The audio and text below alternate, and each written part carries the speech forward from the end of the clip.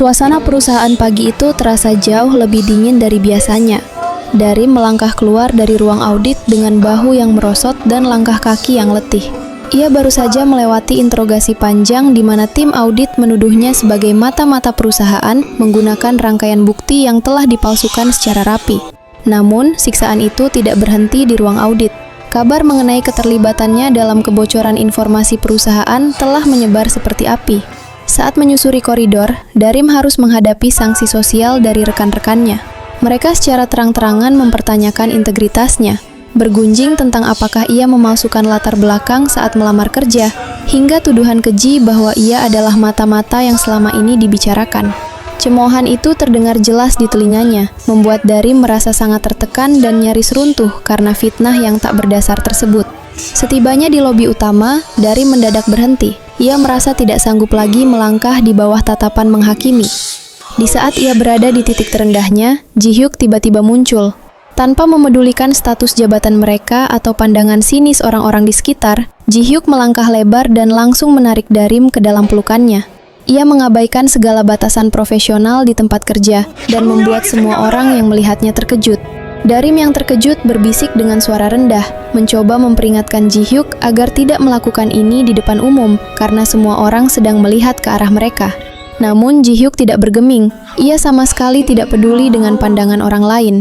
Ji-hyuk melonggarkan pelukannya sejenak hanya untuk menatap langsung ke dalam mata Darim.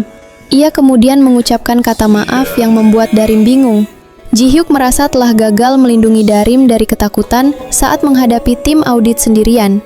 Ia sangat menyesal karena membiarkan Darim menanggung beban seberat itu tanpa ada seseorang pun yang mendampinginya. Dengan nada sedih, Darim akhirnya mengakui bahwa ia merasa bersalah karena tidak mampu membela diri di hadapan tim audit. Ia pun menyampaikan kabar pahit bahwa kini ia telah resmi dipecat dari perusahaan. Mendengar hal itu, Ji-hyuk kembali menariknya ke dalam dekapan yang lebih erat. Ia berjanji akan menyelesaikan kekacauan ini dengan cara apapun demi membersihkan nama baik Darim. Namun perjuangan Ji-hyuk tidaklah mudah. Ia dipojokkan ketika ayahnya menyodorkan tumpukan foto yang membuktikan kedekatan pribadinya dengan Darim. Sang ayah tidak habis pikir mengapa Ji-hyuk bersedia mempertaruhkan promosi jabatan sebagai wakil presiden dan proyek kerjasama besar dengan Taeyu CNT hanya demi membela seorang wanita. Ji-hyuk pun dipaksa memilih untuk mempertahankan karirnya atau kesetiaannya kepada Darim. Darim yang menyadari bahwa keberadaannya kini menjadi beban besar bagi karir Ji-hyuk, mulai mengambil langkah mundur. Ia tidak ingin pria yang ia cintai kehilangan segala pencapaiannya hanya karena melindunginya. Demi mengakhiri konflik ini, Darim memutuskan untuk melakukan pengakuan palsu.